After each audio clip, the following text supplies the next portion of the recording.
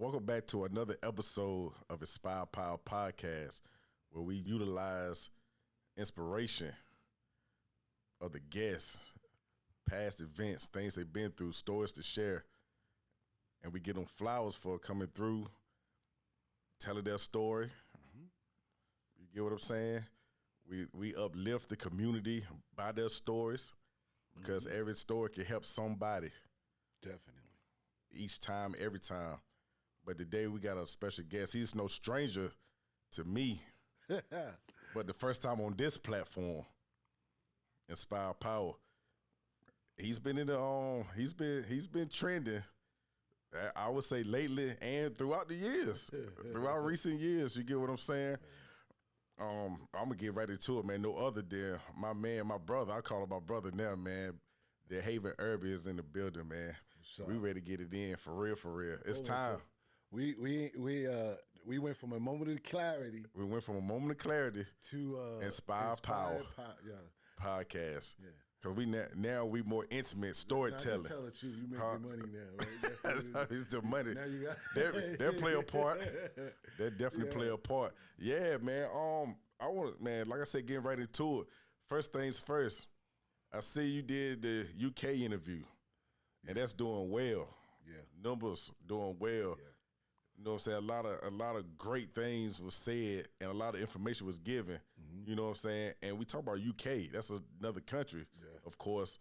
And so I want to ask, like, how do that feel?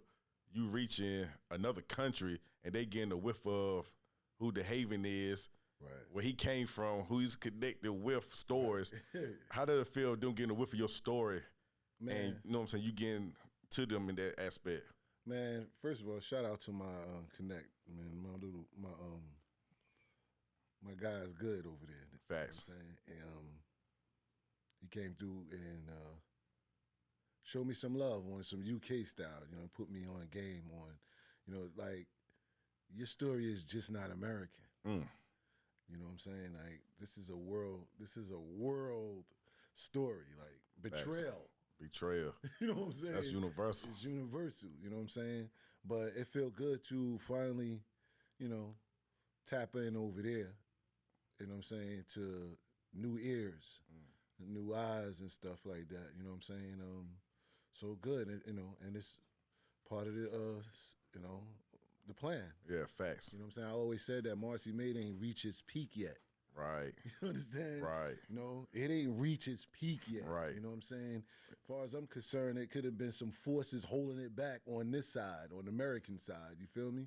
So, but I just never gave up anyway. But right. Yeah, I appreciate it, man. There's a lot of love out there now. I can't wait to finally probably get over there to do some interviews overseas. Right. That's Facts. just crazy right there. Do it. The love that you receive from that, was it like kind of surreal?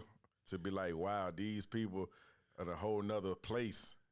You know what I'm saying? They gravitating to my story. Right. Or they want to know more. Yeah, and know me more. You get what I'm saying? It almost felt like the first YouTube, like, yo, okay, they grasping on, they really, you know, I'm looking at the comments like podcast. They want to see the whole thing in its entirety, right? And I'm like, damn, they didn't know all this time, yo. Right. You know what I'm saying? Right. And it's dope, man. It's going to bring, shoot, you know, when it's time to shoot the film, shoot the the series, I hope it's just worldwide, just like that, man. I feel like it is though, man, because as we know and as we see and you see as well about the conversations that comes up, the lyrics that comes up, you know what I'm saying? You got people on two sides. Of course, it's two sides. You got people that's saying, stop talking about this. Stop talking about that. Why are you still talking about this? Then you got the people saying, Dehaven, yo, I'm behind you. I'm behind you, dog. Like, keep telling your story. You get what I'm saying? How do you handle that aspect of the naysayers that be like, man, it's time to give it up? Shit. It's far more people that motivate me to keep going than it is the naysayers that be like, why are you, you know, them people that say, why are you still telling it, they get the point, you know what I'm saying, at this point, they get it. They see the value in it now. If you say, yo, you know, you telling this story and telling this story, the value of where it's gotten me now. Facts. You know what I'm saying? I'm not telling the same old story. I'm telling my story, you know what I'm saying? Exactly. And I've been telling it so long now, you know, it's so many ways I tell it to depending on who the crowd is. It's depending on that crowd is how I use the story. Right. You know what I'm saying? I don't tell it in a way of like, fuck them niggas, angry no more like that. You know what I'm saying? I don't tell it like that no more. And that kind of they look at me different. Right. You know what I'm saying? I'm like right now, we just looked at I gave you the peep from behind the scenes of the 09 Dehaven, you know what I'm saying? Facts. And looking at that footage and seeing where I'm at now, and you see the two different people. Guys. Now, question though, and since you said that, brought that up, would you do that? Would you redo that again another way? 09 Dehaven with those videos, the behind the scenes, the angry, still being angry, but would you release it a different way, hindsight, or would you still had to go through that same exact thing how you did it? The hindsight is the reason why I would like to do something. The only thing I would like to do different is I wish I was thinking from a business standard. You know what I'm saying? Instead of out of emotions and feelings, right? Because you would have cut a lot of years in half to get where you now. You know what I'm saying? You feel me? Like, at the time. Just like I said, business model. If I would have just, for instance, just basically had the YouTube channel in my name. Simple as that. At that time when I'm doing 4 or 5 million views over 2 days a day and all that stuff. You give it away for free. So yeah, and I gave it away for free, being emotional and distressed and all of that. You get what I'm saying? So that's a great answer. That's the only thing that I would change that I wish I was thinking business-wise because I missed out on that. Right. You know what I'm saying? Hey, you want to know what's crazy? Yeah. Jay does it in a business sense. The same as that thing, whether he's angry, emotional or not, he's always doing it on the business side. Always doing it on the business side. But little do a lot of people know is he's still releasing emotions. Yeah, exactly. You get what I'm saying? He releasing it, but he on the business side of it. That's dope. Like, but you're right. You're right though. Yeah. And that's a great answer. You know what I'm saying? To say the business. So you wish you would do it. Would have did on the business side of things. I had the DVD. Right. I didn't all of that. This was that era. DVD era, books, this, and that. then the coming of the YouTube era. You know what I'm saying? It wasn't no podcasts. None of that. It could have been the start of something crazy different. if I'd have been on thinking about it from a different perspective other than just being mad and angry and hating. Got you. Like that, you know? Got you. So yeah, and definitely and I want to say that's what I want to say this, man. Last time we talked, like I said, different platform. Right. But first time here on Inspired Power. Right. But last time we talked on Moment of Clarity podcast, not long after that podcast interview, literally, Drake dropped the album, man. Certified Lover Boy. Yeah, right after that. Yeah, right after that. A couple months after that, about 3 or 4 months. He must have watched. He watched Marcy Maid.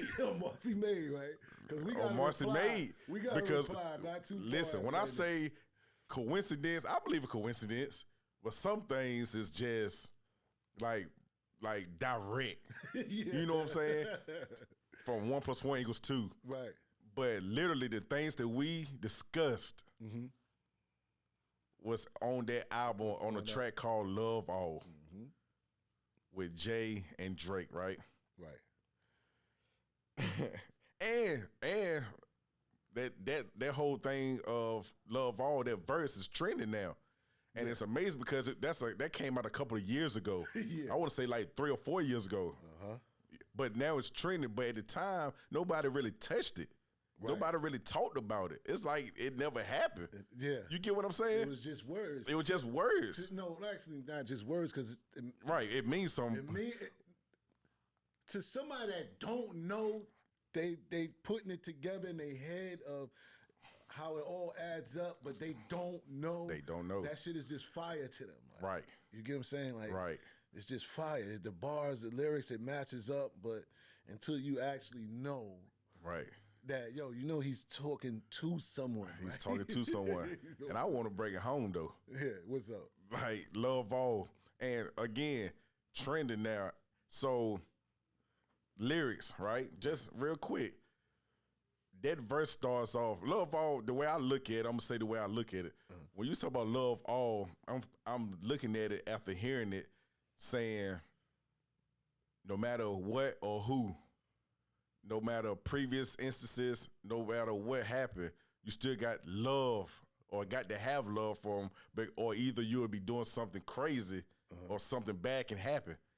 You know what I'm saying? But you still got love. Right. The love is there, but that love is what keeps me, you know what I'm saying, being disciplined in what I could be doing. What you could be doing. Yeah, he's... So I said that before I went into the lyrics, though. You get what I'm saying? To hopefully, like, listeners can bring that in. Right. You know what I'm saying? Hone that in on it. And I know a lot of people out there, I seen the comments about the track or whatnot. Love all. Y'all can look it up, Certified Lover Boy. And they were saying, like, Dame. Oh, man, damn, he talking about Dame. Right. He doing Dame dirty. Damn, he doing Jazzo dirty. Benny Siegel. Right. I'm like, nah. You gotta listen. I'm like, if you know, you know. That's when you use that slogan. If you know, you know. Yeah. You get what I'm saying? Niggas want to kill me and you still with them. Nigga, you chill with them. And y'all wonder why we not friends. The best thing I could do is not build with you. When I can destroy you, that takes some fucking discipline. I can send a team to come drill you. I got $1 billion or $2 billion, and I know where the fuck you live. Now, so... Just stopping it like right there, for instance, right? My man said, and I'm saying this because, again, piggybacking, we just talked about Marcy May in Moment of Clarity a couple of months before that track. And in Marcy May was a pivotal point when you talked about the tip on his life. Right. So that's why I said that I believe in coincidence at times, but sometimes stuff is direct and a reaction of something. You get what I'm saying? So when this man said he opened up his verse, and Jay do a lot of verses on other people's tracks, but I never seen it come off like this. You get what I'm saying? Yeah. Niggas want to kill me and you still with them. Nigga, you chill with them and you wonder why we not friends. Damn. What that lies in your mind, like where you get from that as far as like, how you feel about just that. Like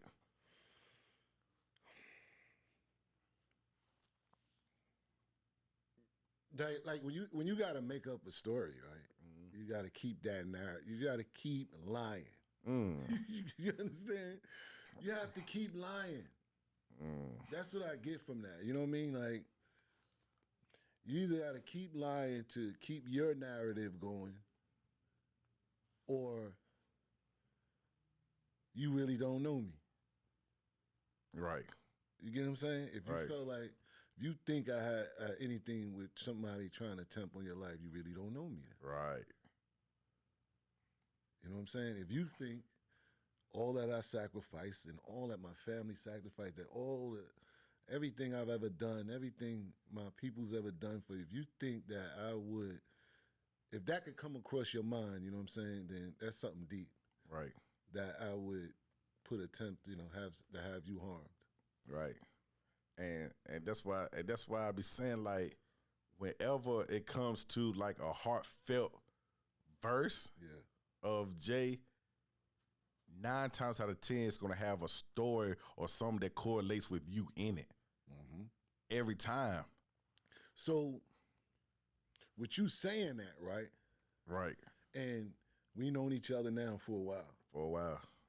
When you heard it, and like you said, opening verses, when you hear it, what is said that you know about me, that you know he talking to me? What led me to know 100% he talking about you? Yeah. That's the next bar that I was ready to say. My man said, this ain't the same Sean that you knew once. I don't shine shoes. This ain't what you want. You get what I'm saying? Just that right there. I'm gonna say that right there. Let me know exactly who he was talking about. Because when he said this ain't the same Sean that you knew once, that means he's talking to somebody who's calling him or know him as Sean. Not know him as Jay. Not know him as Jigga. Not know him as Hove. You know who you talking to, right? Not know him as none of those names. Dame Dash, Jay. You could go look at Dame Dash page right now. Whenever he referencing him, it's Jay. You get what I'm saying?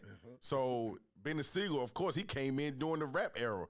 So you know he don't know him as Sean to speak of him as Sean. Right. You get what I'm saying? But when you go all the way back to somebody who, man, this going back for the Moment of Clarity episode, who helped this man when he was getting thrown against the fence before school, just to say what it is, or what happened. Like, I ain't telling no lies. You told me about what happened, what was going on at the time. This man name is Sean. Yeah. So for you to understand, for me and the people who know, for him to let them know who he's talking about, he used key terms like that. This ain't the same Sean that you knew once. I don't shine shoes. Now get this. You hear him, right? Did you hear my man break down, right? This is why I'm sitting here with him. You understand? With the people that understand how to do an interview and make y'all understand. Facts. That is a story being told. It gets deeper because, and now granted, Jay my favorite rapper. I got him number one. Hands down. So it's not me with no feelings of no negative way or nothing to Jay or whatever. Musically, he's a genius, man. You get what I'm saying? So, and the way he plays his wittiness, in a lot of his, all of his lyrics or whatnot, he correlated you with, if any one of y'all, I mean, if anybody's seen Goodfellas, with the scene from Goodfellas, go check that out. If you never seen it, Joe Pesci. When Joe Pesci was in the bar, my man came home and said, "Go get your fucking shine box." Joe Pesci said, "I don't shine shoes no more." Yes. You can't tell me what to do no more. You can't influence me or help me grow furthermore, because I'm a made man now. That's right. So this ain't the same Sean that you knew once. I don't shine shoes. This ain't what you want. Joe Pesci killed that man in the bar. So to bag up a couple of bars where he said, "I can send a team to come drill you. I got $1 billion or $2 billion, and I know where the fuck you live." You know what I'm saying? Then he said that takes some fucking discipline. So now, rolling the lyrics, he's saying like he could really do you a certain way pertaining to Goodfellas, just like he used the bar referencing. Like, I could really do something to you. But that takes some fucking discipline. The emotion is there. I touched the nerve. Touch the nerve, man. He touched the nerve. You know what I'm saying? I don't shine shoes on. This ain't what you want. All the back and forth on the internet. Woo! Nigga, we don't tennis that. You got to do something. You get what I'm saying? And just playing the ball for, I'm just, you know what I'm saying? I like describing that ball as well, because when we say back and forth, all the back and forth on the internet, we talk about we don't tennis that. In tennis, of course, you playing on the net back and forth. But we said when it's tied up, if you understand, I'm gonna ask you right quick. Do you know what happens when the game is tied up in the last match? I mean, in the match on tennis, what has to happen? It's called deuce-em. Deuce-em, yeah. That's why they said all the back and forth on the internet, nigga, we don't tennis that. You got to do something. So he used the word do something with the term deuce-em when it's tied up. Yeah. Genius, though. Genius. It's genius, man. It's so powerful, man. That is so powerful that's how he has that following. It's a spell on lyrics. Yeah. You know what I'm saying? When it makes sense, it's like going through your soul of like, yo, this shit is a genius. Niggas want to M and y'all want me to be friendly. Niggas want to M and y'all want me to be friendly, man. There he goes on to say, like, everybody wants something. You know the price of everything, but the value, nothing. And then he said that twice. Everybody wants something. You know the price of everything, but the value or nothing. You get what I'm saying? I understand. Dude, it's almost like, right, he want me to speak about this. You understand? Facts. It's like I'm the only one to clarify this. You know what I'm saying? So right. I'm going to give you that. And you do whatever with it. And there's a connection there. That's a connection because he even though you just said he wants you to speak about it, he literally told it on a track. Ask your boy what he did to the game. He said it. Yeah. He said that's the R. Kelly track. Here, like Road Game. Listen. Now remember we follow this. This is what I'm saying. Follow this. It's a story being told here, man. Throughout his discography. Yeah. And that goes back to me saying for the naysayers, you need to give it up. Stop talking about it. Why you still talking about it? But do they follow his story to know that he's been saying it? Responding to his responding, and he's talking the whole career. The whole career. The whole career, right? The tracking ain't personal, like I just said. Yeah. That man said, ask your boy what he did to the game, how he jeopardized the whole thing. Now when we see each other, it's all strange. I don't know whether to hug him or slug him. I don't know whether to cap him or dap him.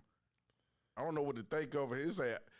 But what I do know, all the people that you know is locked up doing a few though, but who knows? Maybe it wasn't you. Maybe I'm bugging too, but I'm scared, dog. I don't know what the fuck to do. Do me a favor, place yourself in my shoes. The game, no exceptions. You got to follow the rules. This is lyrics that he put on a track. Yeah. And to let you know who he's talking about again, y'all said Ho changed. No, Ho still held like Road Game.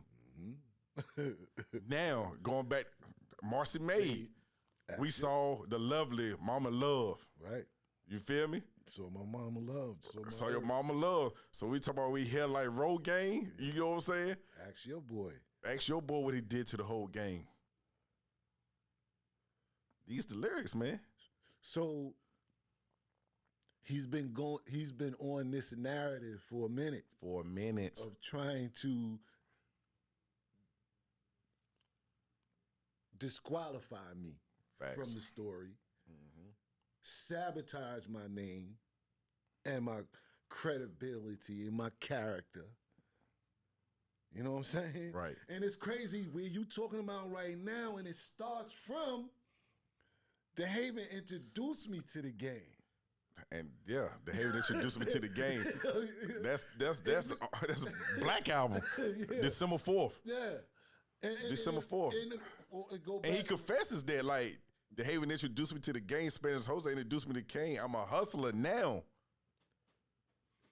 Now, and I want, and we ain't gonna spend too much time with it because we could go on and on about lyrics that tied you in it. Right. But I just wanted to let them know. But I'm gonna say this though. I'm gonna say this though. When he said Dehaven introduced me to the game, Spanish Jose introduced me to Kane. I'm a hustler now. Before that bar, he was giving the feeling of himself, the vulnerability of himself. December 4th, go back and listen to it, how he felt like a misfit. Right. But when you introduce him to something that changed his life, like he said, Gil introduced him to the game that changed my life up. And Blueprint, he said that. Right. And now Black Album, when he said Dehaven introduced him to the game, now you introducing him to something. And he said, I'm a hustler now. My gear is in, and I'm in the in crowd. Yeah. And all the wave of light-skinned girls are loving me now. So before that, it won't no love. Yeah. Oh man, I enjoy sitting here with you. I mean, it won't no love. You answers all the questions and shit. You feel me? It's like an open book test. Yes. You know, you go to school. The answer's in the book. Yeah, the answer's in the book right Dude, have you studied? Like that's why the teacher asked you, "Did you study?" Yeah. The answers is in the book. Yeah, and don't forget Black Republican. You know what I'm saying? One of my favorites. You know what I'm saying? Like, one of my favorites. We Black. can go on and on and yeah. Man, look, listen, man. And I think that was like something serious to me because those lyrics. Right. So, Black Republic, one of my favorites, man. And the reason why, because, and again, I might have huddling over the oven. We was like brothers then. Though you was nothing other than the son of my mother's friend. Now, stop right there. Gloria and Mama Love, right? Great friends. Yeah. Same builder, same floor. Yeah. And you back in on the last time we talked, you talked about how they would come over, come get stuff they needed, use the phone, borrow eggs, whatever. You know what I'm saying? It was love. It was love. They ain't got to knock on the door. Right. Thought you was nothing other than the son of my mother's friend. We had Governor. Who would have thought the love would end? Like Ice Cold albums, all good things. Never thought we seen the same song that all hood sings. Thought it was all wood grain, all good game. We would have bigger like the other dudes on good. Never imagined all the disaster that one could blame. We should blame the game. And I could. It's kill or be killed. How could I refrain? Forever be in debt, that's never a good thing. For the disaster of it could put a good strain on a friend you call best. It's a whole lot of lyrics, man, but he's just going through it. But what triggered me when he said, do you mix things like cars, jewelry, and miss things, jealousy, ego, and pride, and this brings it all to a head like a coin. Cha-ching, the root of evil strikes again.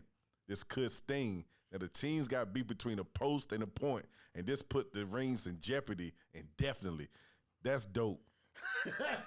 Because during that time was when Shaq and Kobe was feuding. Yeah. And Shaq left and went to Miami. Mm-hmm. So when he said that the team got beat between a post and a point, this put the ring in jeopardy indefinitely. Yeah. That's the post and a point. Post and a point, yeah. You and him. You know what I'm saying? That main part was that though you was just the son of my mother's friend. I mean, in the first opening. That is something different. Like we was nothing you didn't more. Value none of that. You didn't value nothing that we gave. You was only just, yo, you don't understand what that feel like when you knew you was going hard for somebody like that, bro. Facts. That right there let you know, like, yo, like, I really never gave a fuck. Right. You know what I'm saying? Right. Or it's almost like you got to be non-human, man. Got to be. That's why I know it's so much bigger than what we say. Like, right. For him to have these type of feelings and the way it's like, nah. Right. It's something way bigger, man. Like way bigger than. But it's definitely something way bigger because now and last one because I got to say this because of what you just said. Another track with the lyrics correlates with you verbatim, reflecting hospital days. Reflected on when my man laid up on the uptown block. My man got his side sprayed up. I saw his life slipping. This is a minor setback, but through it all, we living. He's talking about you. So when he say that, people might not know who he's talking about. He didn't mention no names or nothing to know who was the person that got shot for him or in the midst of whatever was going on at the time. But you know that people around y'all circle knew what he was saying. Mm-hmm. But you got these listeners. That's why we got to do this here.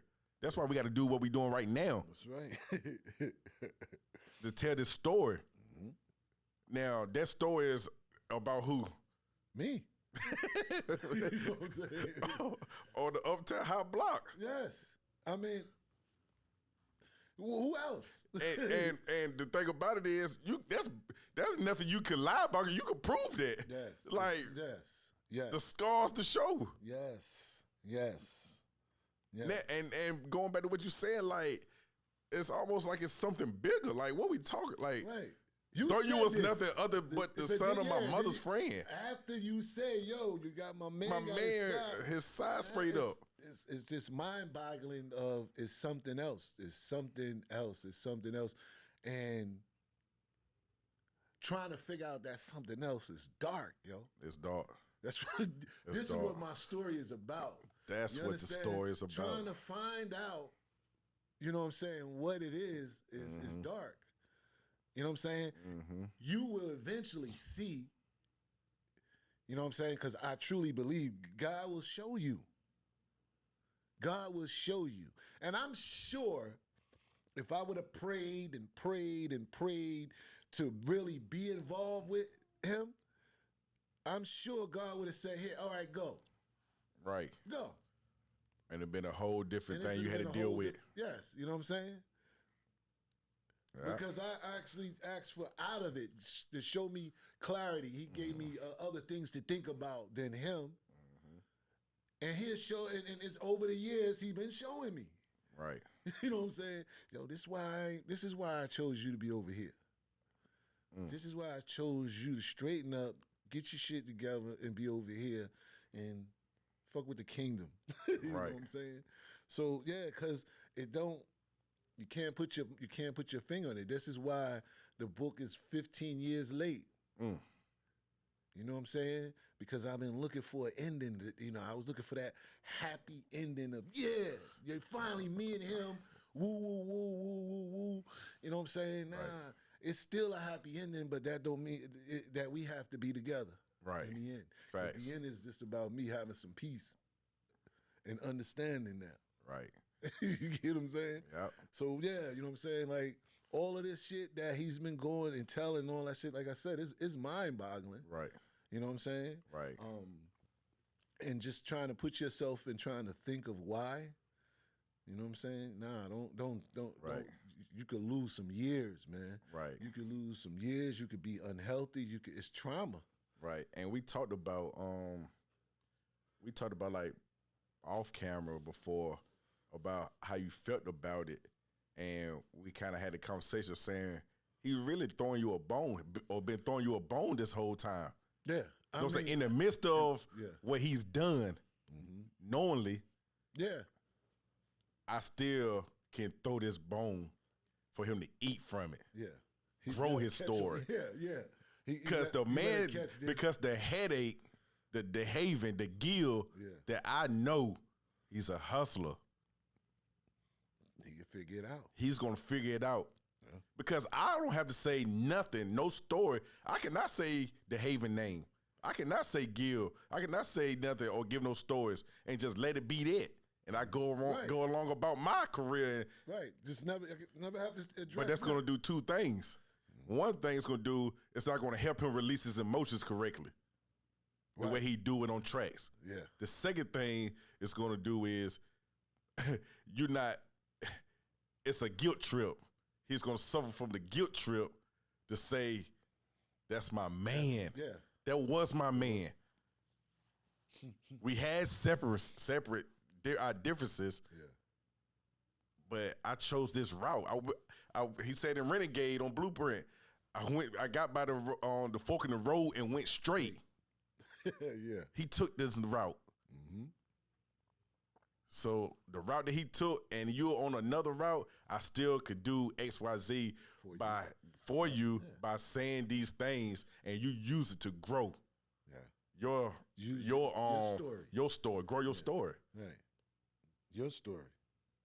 And if anybody look at that in any kind of way, they don't know. You can't knock that. For you, not him saying knock him. Right. But you can't knock you for doing what you're doing today and through these years. How did he? The same exact way. On all of this is what I'm saying, right? And he won't have no story. He wouldn't have a story if he wasn't telling my name. Yo, Dehaven this, Gil this, all this.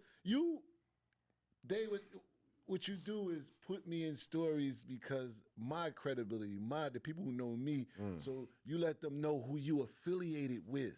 Facts. So you use my name, you use our story, you use this, and I have people that really actually be mad because I used our story to come up and talk about. Took a trip down to Maryland. Me and Emory Jones in the caravan. How he know about Maryland? Like, this is you getting them there. Yeah. So anything he rap about that we say, man, that's a hot damn lyric. Yeah. It's still the common denominator in it. Dehaven Irby, man. So that's why I say it's something that he got to throw the bone to help you and him on the low. Not to say literally help, but it's a helping you as long as it's helping him in his mind with the record wise, growing the records, selling, right, giving him this position. And it's just like, why are you telling this story? Why are you telling it? Why are you telling it like this? You know what I'm saying? And why you got to be the bad guy? And I'm the bad guy. Why you got to be the bad guy? Exactly. I'm the bad guy in this story. You know what I'm saying? Because I said the truth. Like, what is the truth? Because I've gotten angry and mad or disappointed on why you the way you treated me behind all this. Mm. So I'm the bad guy. Right. You know what I'm saying? I'm just glad, man, so many things changed over time. Right. You know what I'm saying? Thank God for the internet and these platforms, man, where we was able to express our stories. Right. You get what I'm saying? And this is our platform to be able to get out, the truth out what we doing here. Right. So it kind of leveled the playing field because at one time we ain't really had all these platforms to talk on, and he just steady throwing shots. Yeah. You know what I'm saying? He's steady throwing shots. That's a fact. So yeah, I mean, it's a gift and a curse, man, for all that. But I accept the lyrics, and I'm just trying to get people to follow the story. Follow the story. I'm not delusional. Right. That what I've been talking and he been talking on the record and I've been talking back. Yeah. Yeah, I'm not delusional. Yeah. And along with the story, along with you telling your story, which you have a story to tell, you got people out there that can learn from your story, man. That's the key, man. That is the primary key of learning from my story, right? Hearing the depth of the betrayal, right, and coming back from that. Right. Because it ain't just Jay and me. That's what I already say. You understand? When you put in all the facts when you look at all the facts and really hear the story of how entwined our families was. Yeah. When you hear about the sacrifices not me, my family made, you know what I'm saying? And then you can see the picture now, right? And say like, damn, I would be emotionally touched too if somebody played my mom's out like that. That's a fact. You get what I'm saying? That's somebody played with mama love like that. You know what I'm saying? That's a fact. It's going to trigger something. It got to. That's like inedible. A nigga trying to tell you something. Man, chill, man. No, this nigga snatched my mom's pocketbook. You feel me? Yeah. And a nigga trying to tell you, chill. You know what I'm saying? No. So, you know what I mean? So, right. I look at it like that, you know what I'm saying? And when you look at the story, okay, cool, I have to chill. And what I need to do to get by this. Right. You know what I'm saying? What I need to get by it, and how do you survive it? Because I'm telling you, you can be affected in a way where you really can't get past it. That's correct. If you really look at some of the people that around him, that when a problem situation went left, that their careers never went back. You know what I'm saying? Yeah. Jayz's career never bounced up. Yeah. I don't care what they say. Yo, nah, he fixed that. He got back together. How? Right. Where? Because Jayz wanted to be a musician all his life. Is he still relevant in the musicians? I mean, he's still doing what he do, but not on a level of saying, yo, me and Jay fixed that. Facts. Source money. These dudes' careers, GDK, these dudes' careers have never been back since. This trauma. Right. You know what I'm saying? And Facts. they, and people be like, yo, I hope they can learn from this. Right. Like, bro, you still had it in you. That's right. You know what I'm saying? And we see that you dependent on that. You dependent on him. You put all your all and all into that, and it didn't go right, but you still have a gift. Some of them dudes, they never wanted to show it again. Right.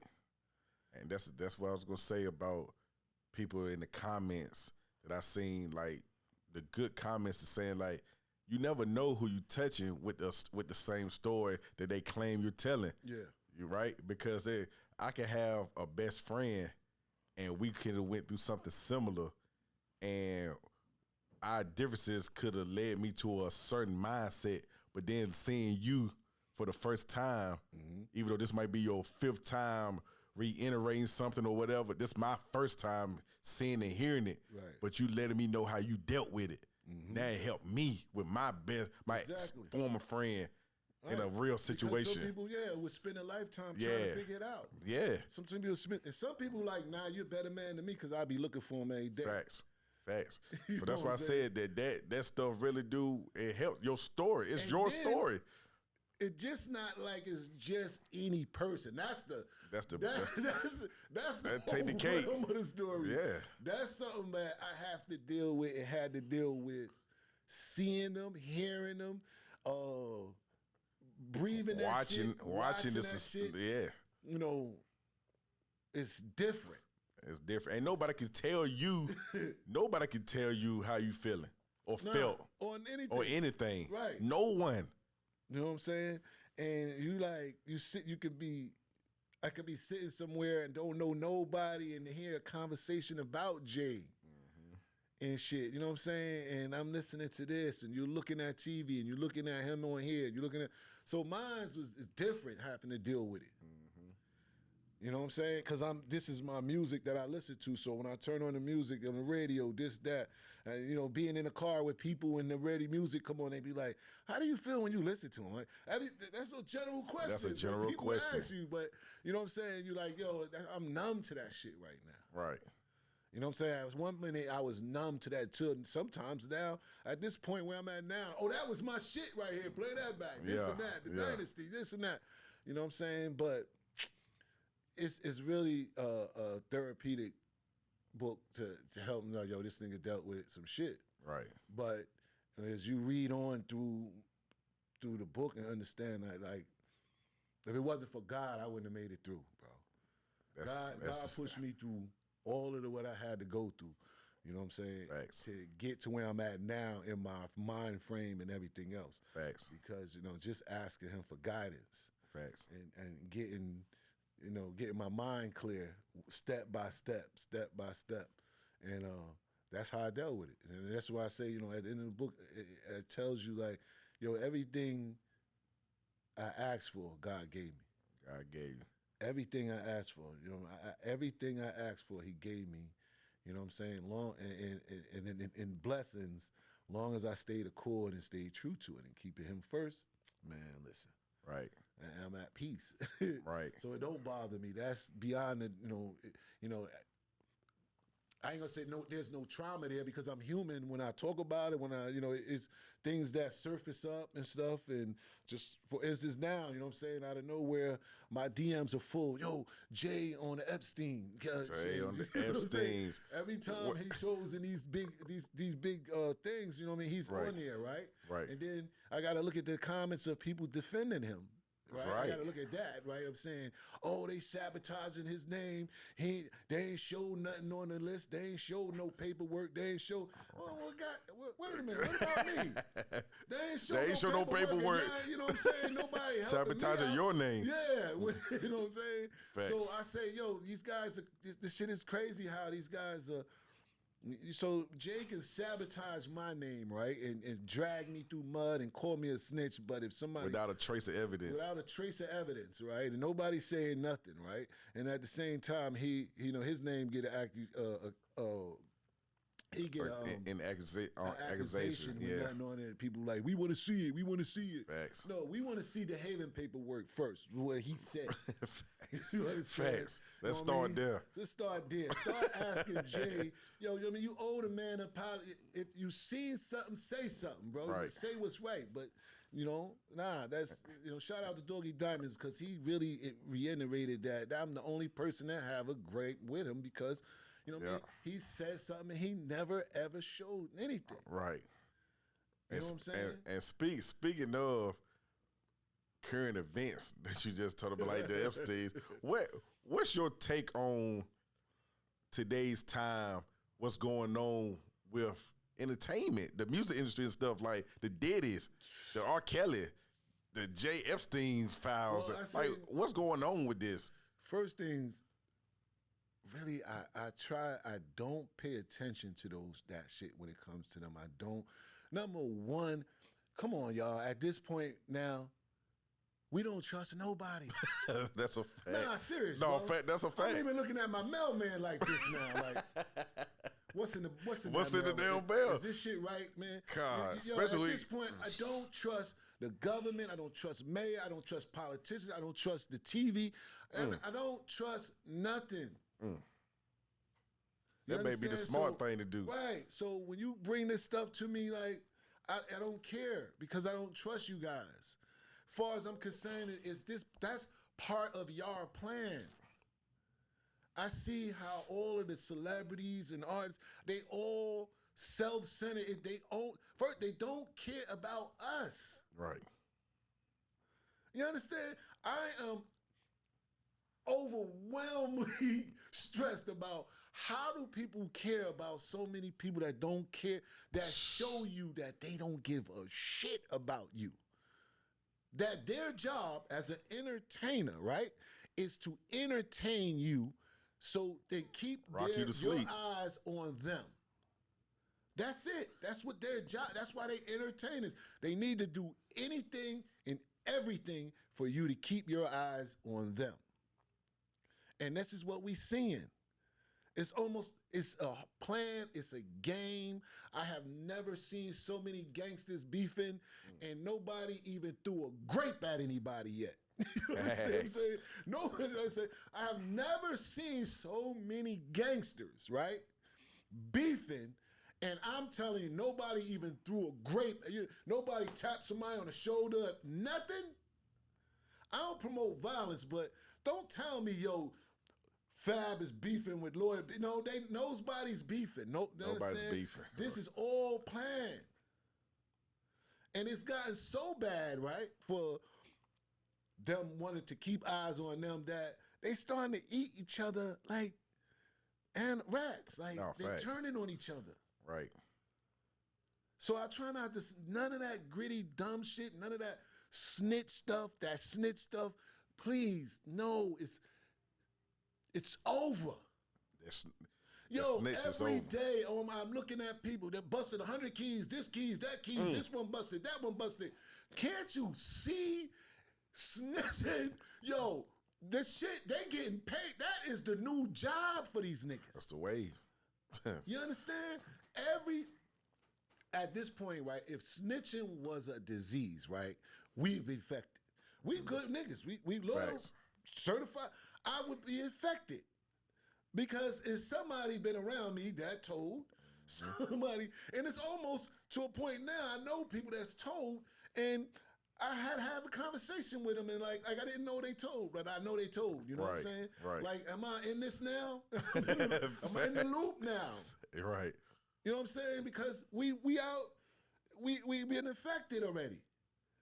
We can't win with that. So I don't even like talking about the snitch shit, and I don't like them niggas on the internet and the rappers talking about snitch shit because they around it. They live around it and they talk about, they so double standard that they can't get it right. They can know that this one told on that one, this one told. It doesn't matter to them.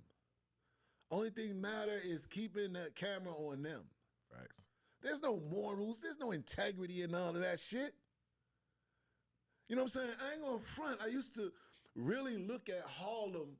Harlem had they fly. They known to be fly. Mm-hmm. You know what I'm saying? Pee Wee Kirkland, all them dudes was fly. It was an era where Harlem was fly. And what I see, this whole next generation of Dame Dash and Cameron and Jim Jones, how that shit make Harlem look like it's South Bronx now. Damn. You know what I'm saying? Like, there's no love and they fucked it all up. Right. You know what I'm saying? And I'm looking at that as the whole game, is you looking at people that can actually have a problem with somebody I bought in my house around my daughter and this and that and the third. These guys are playing dangerous games. This shit is wild. Right. You just was at my party. You just was over here. You just was over here. Like, nah, man. No, it's something. Focus on something else. So I don't really focus on those people, the 50s and the Diddies, because them people don't care about us. Right. And they pick and choose who's they gonna look out for and care about anyway. Look for them on, and the rest of them dudes gonna turn their head if they seeing anything. Right, it's a new day, new game they playing. Yeah, so all of that shit is an illusion in the game. This, that, and the third. I don't pay attention to that shit, man. Right, and then you got people that's all wrapped up in it. That's like the agenda, ain't it? Yes. To have the people of the land wrapped up in this stuff that don't mean nothing. Right. Or got nothing to do with nothing. And it's definitely not the ones that's looking. Mm-hmm. You know what I'm saying? The people, they rocking them to sleep. Speaking of snitches, right? Help me understand this, right? If the government is so big on telling and rats and telling and all this shit, right? And you can ask some of the survivors of the Epstein case, right? How about we give Elaine a pass and she just tell us everything? We ain't gotta trust the government to stretch up no names and do all this. Just tell her, sit down, and she can go. We agree, we can let her go free. Tell us who those names are the elite. The elite. Not Jay, because he's not the elite. Facts. Because they wouldn't be mentioning his name. Facts. Those are the sacrifices. You understand? You know what I mean? Like, yeah. Nah, to be serious, and like I said, even looking at that, right? And I say, damn, boy, this new dame is tied up on that damn island. And I say to myself, see how God show you? I tell you, Shaw, to show you later, because I'm like, damn, an island full of bitches? You know me? You have been there. Jay would have had me? Been there. Wait, what, an island full of bitches? Where? When we going? What? Oh, word? And you know what I'm saying? Why you snow bunnies? We swimming on river. You know Jump off the boat to swim there. You know what I'm saying? Then, we get over there. I get over there, and something ain't right. And I'm seeing little boys naked and all. Nah, get me the fuck out of here. Pilot, don't leave, man. You know what I'm saying? But you know what I'm saying? At the end of the day, that's how God showed me. Like, man, I know. See, right? They'd have been like, this nigga name on that list. Hold on, it look like he got a residency on. You know what I'm saying? You know what I'm saying? I know my shit be all twisted up. You know what I'm saying? You could be going through the hurt, but could be going through more hurt from what you could have been exposed and had to live through. You know what I'm saying? Yeah. And that's just there. And then I think about all the stuff he got involved in and shit. I would have been on the front line. I'm a front line nigga for him. Front liner. You know what I'm saying? Right. So think about all those situations and shit. I'm a front liner, nigga. What? Mm-hmm. These dudes are rap. I would have been like, these dudes are rappers. We ain't, you know. Right. So, you know, a guy like, nah, you don't want to be a part of that, bro. And look, and it seemed like all the real niggas that been in there is gone. Right. You know what I'm saying? And it was a video. It was a video where you said frontliners, right? It just put an image in my head of a video we had talked about. It was with Jayz. It was something that they were doing on MTV, right? Back then. Yeah. Back then. And I seen it back then, but not knowing who I'm looking at, of course. But then in the video, it's you. You in there. Y'all at a spot in a club. And I want to say he was talking about Benny Siegel going off on somebody on the floor and somewhere. We was in Greensboro, yeah. In Greensboro. And that's, go ahead. That's the day that when he looked me in my eyes, actually, and said, yo, don't worry about it. I got you. Yeah. The last time you spoke to him. Yeah, that's the last time I spoke to him. He said, don't worry, I got you. And you want to know what else is crazy about that? Greensboro. That's North Carolina. But I'm a little exclusive, you know what I'm saying, right here. You sent me a chapter. Oh, shit. Oh, yeah. You sent me a chapter of the book. Right. Falling. Yeah. That's the name of the chapter, man. Falling. Mm-hmm. So after reading the chapter, like if y'all could see, y'all can't see it though, but literally, like I got goosebumps, like chills when I just said that, like falling the chapter. You sent me that chapter, and it's like, yo, check this out, man. June book, yeah. Dehaven coming out June. The book, that's the title. Yeah. Falling though, when you sent me that and I read it, I'm reading this and literally mouth dropped while I'm reading. And it's feel like, and it's just a chapter, but it's feel like I'm getting a whole story, a whole movie. You know what I'm saying? Yeah. For people, like, even for people who don't like to read, I feel like this will entice you to read, to keep reading. You get what I'm saying? You never heard me talk about it. Especially you never heard you talk about it. I wanted the book to be a bunch of stuff that I have not mentioned. Right. You know what I'm saying? And it kind of puts us, and I'm a skim because they got to get it to see it. But I'm a skim with like it predates in 9/5. Where you well, how should I put it? I was gonna use the word migrated in a sense, but where you know what I'm saying, in North Carolina now. Right, yeah, I was in North Carolina. You was in North Carolina. What kind of led you to North Carolina? Oh shit. Looking for a place to implement my blueprint. The blueprint. You know what I mean? To lay down the blueprint somewhere else. You know what I'm saying? I wanted out of Maryland, out of that area I was in. Right. Which helped me out, really relocating. Right. And came down to North Carolina. I started in the country, man, like Little Washington. Look, I always say so, like Little Washington, Rocky Mount type. And I'm glad I did, you know what I'm saying, because I got to see so much on how them niggas operate down there. I was going to say how different it is when you first came, how different was how things went, the operation of how it went and how people received it, than what you're accustomed to in the what they call like a fast life, like a New York or, you know what I'm saying? Like how much different was these country guys, man? Oh, the difference with them was it was more money because of, in North Carolina. These guys had a little bit more money. Yeah, and they needed more what you had to give them. Yeah. They got a lot more money to play with because they not as spending money having to fashion New York, so they got more money. They buying 20-inch rims on old cars, that's their money. Facts. You know what I'm saying? And they gonna save the rest. But they still have the same mentality. I always say, it ain't where you from, it's where you at. You know what I'm saying? Because I met some thorough niggas back there in the woods, you know what I'm saying? Yeah. And I met the same kind of petty niggas in there back there too. But yeah, the difference was it's no different. They'll leave you in them woods, right? And if you fuck around, especially in Little Washington, right. where I was. Right. Nah, it's a couple of towns that show enough. You Little Washington, Kinston, Wide Awake, Wilson. Right. These are all Wilson. areas. Yeah. Now, these are areas that I'm not just throwing out there. I've been in these areas. You get what I'm saying? Goldsboro, Don't Sleep, Rocky Mount. These little spots. Yeah. These country boys. Nah. You're definitely talking about Carolina, man. Before the internet and all that. Nah, they was really putting some sticks out the trunk on you and all that and this and that and the third.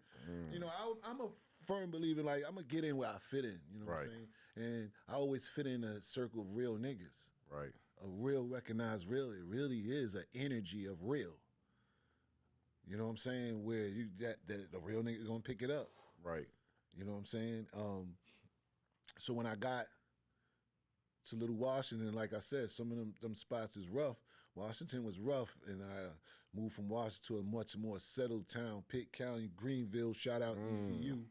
I was in Greenville. ECU. Yeah, I was in Greenville for a couple of years and shit. Right. And then migrated to Chapel Hill, Durham. You was in Carolina, man. I made my rounds. By the time I got to Raleigh, man, I pretty much knew so many people, man. I knew a lot of people. Right. Now, mind you, a lot of niggas that used to get chased out the country, they come and migrate and try to fit in Raleigh. And I used to peep game on who was who. Like, oh, nah, this nigga high. And they don't chase them out of Tarboro and shit. Right. You know, told on 5 niggas down there. You know what I'm saying? Right. So you got to watch this. It's a lot of that shit going on down here, too, as well. Right. And then Charlotte, I played in Queen City for a while, man. And, North Carolina has been very, very good to me, man. And open arms. But, you know what I mean? All right. It's money down here. Like I said, I implemented the same blueprint that I had, to travel with, and I ended up here. Right. And like I said, that 95, that's the way you started chapter off and talked about, you know what I'm saying, like you said, implementing your operation or the blueprint rather that you had other places into Carolina or whatnot. And so the thing that really got me while reading, of course, like you said, you had a superstar presence. It felt like a superstar presence. Oh yeah. After you settled down here and all of that. Oh yeah. Like you riding through, like it's like you in your own capsule. Yeah. I'm putting work. Superstar presence. Yes. Brian Dawson, know what I'm saying, getting you to where you need to be at it. The clubs plumb crazy. These nightclubs, you know what I'm saying? You really got the foot on the ground. Dad, what is these guys' name, man? I'm telling you, I've been here early.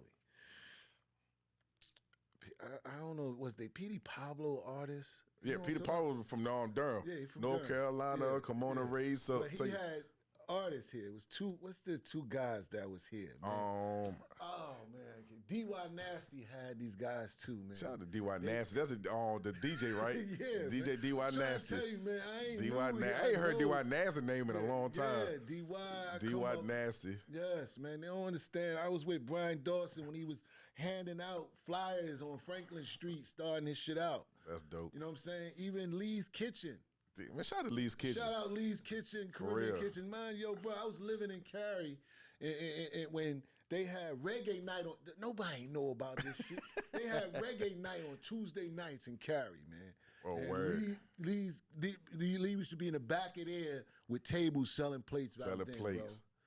And to watch him, you know, be successful down here and with all the restaurants in the truck. Yeah. And I'd be like, yo, it's some people down here, bro. I seen them in the very beginning stage.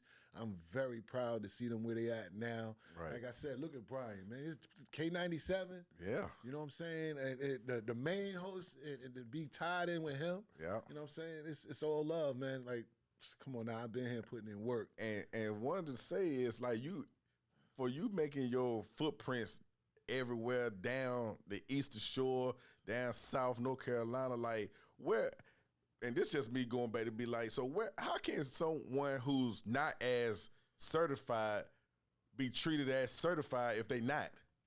Nah. How does that work? Number one, they see me. They see me put in work. Right. You see me out here grinding and pushing, because at one time, like, when I first got here, really, one of my hustles I used to have, like, me and my shorty used to sell like shoes, ladies' shoes, all the ladies' accessories and shit. When I first got here, like, me and my shorty and shit, we run around Raleigh, run around Durham, to the salons, to the nail shops, this, that, and the third. Probably about a year and a half of that, right? So after I stopped doing that, you know what I'm saying, me and my shorty, we separated.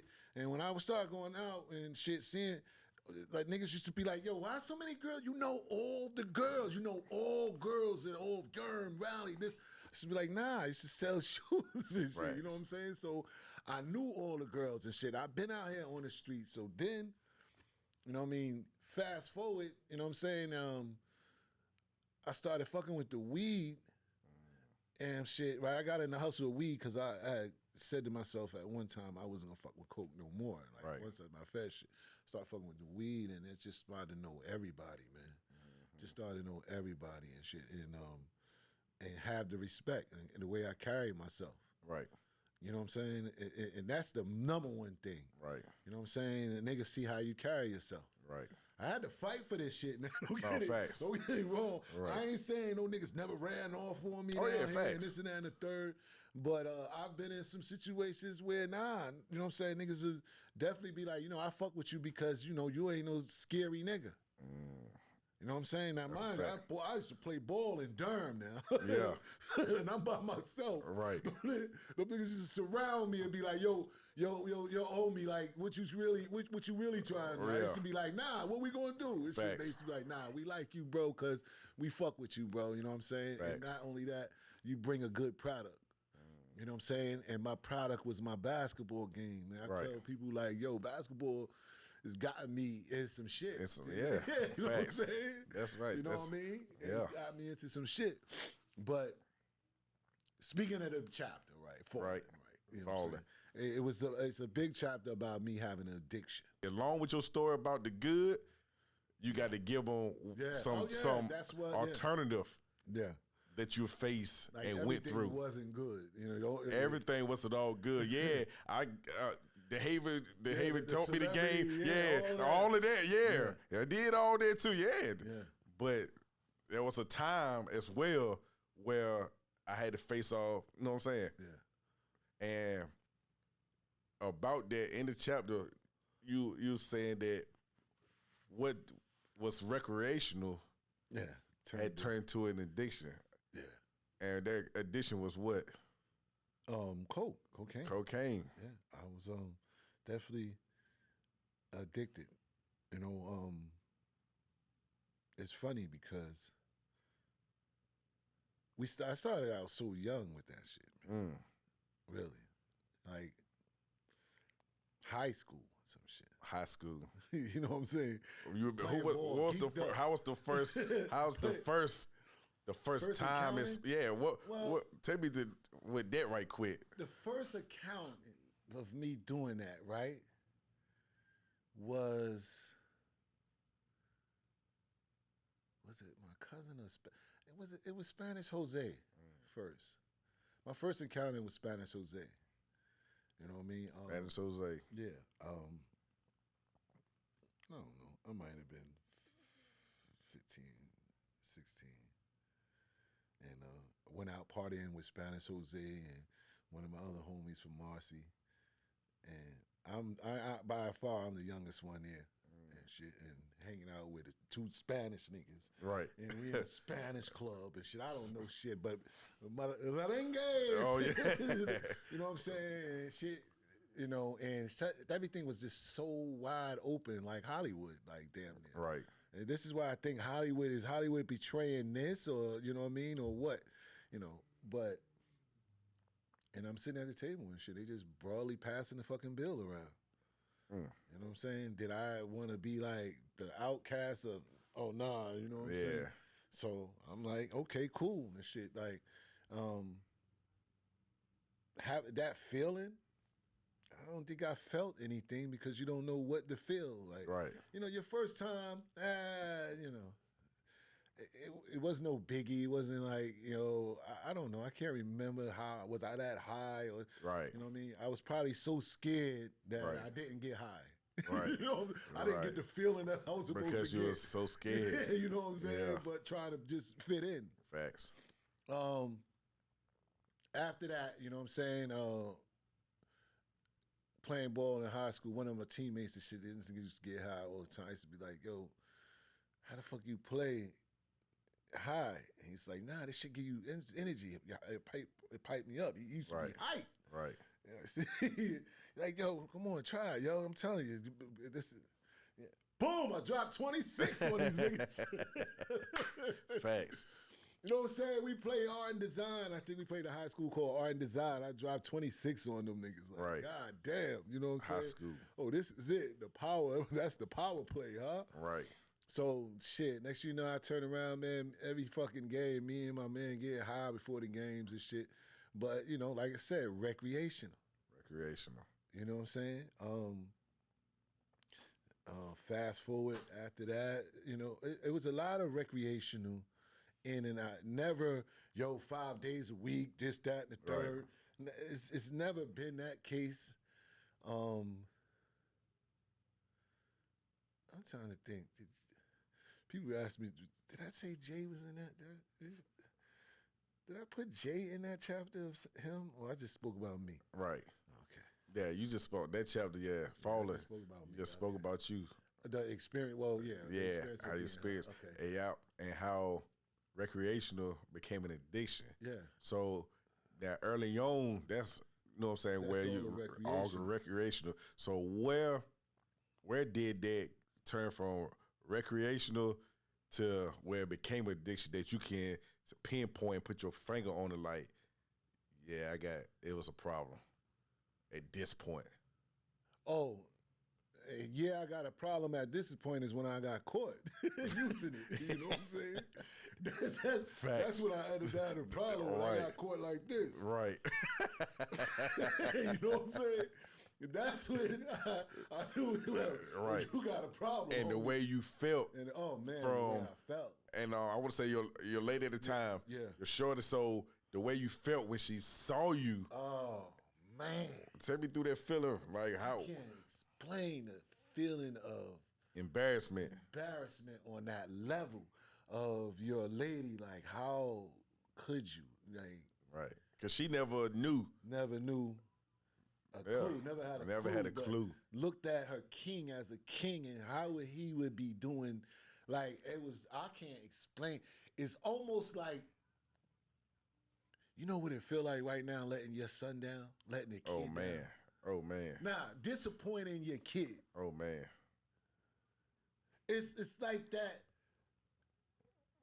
that visit, your kid come up on a visit. You just like, you see this? You don't, you know, you disappointed in yourself. It take you somewhere where I was just like, yeah, I'm gonna need help with this one. And what year was that? This might have been, this was 98. 98. But yes, this was 98 when that, and I, found out and I got caught and I felt like I had addiction. Right. This was in 98. But. And so what do addiction look like though? Like when you talk about using amount of assumption, like a consumption, what does that look like? Or how much does that look like to say? It look like a lot when you got expendable. When I'm already, right. I'm buying 5 or 6 bricks anyway. Right. You know what I'm saying? So right. There's no I sniff an 8 ball a day. You might have an 8 That's ball quite a in lot, this pocket, an 8 ball in your jacket pocket, an 8 ball in your gym bag. You know what I'm saying? Like, this is a careless shit you do when you fucking got, right. You got 8 balls all over the place and shit. Right. And wherever she find it, she ain't gonna be thinking it's yours. Right. You know what I'm saying?